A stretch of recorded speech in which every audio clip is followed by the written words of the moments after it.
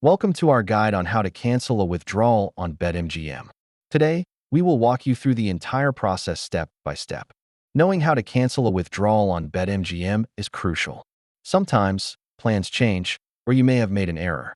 Let's make sure you know how. Step 1 is to log into your Betmgm account. Enter your credentials on the login page. Next, navigate to the My Account section on the dashboard. From there, click on Withdrawal History to view all your pending withdrawals. Select the withdrawal you wish to cancel. Make sure it's the correct one.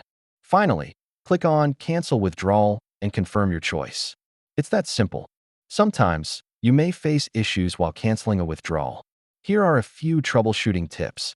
To recap, log in, navigate to My Account, check Withdrawal History, choose your withdrawal, and confirm cancellation. If you found this guide helpful, please subscribe for more Betmgm tips and guides.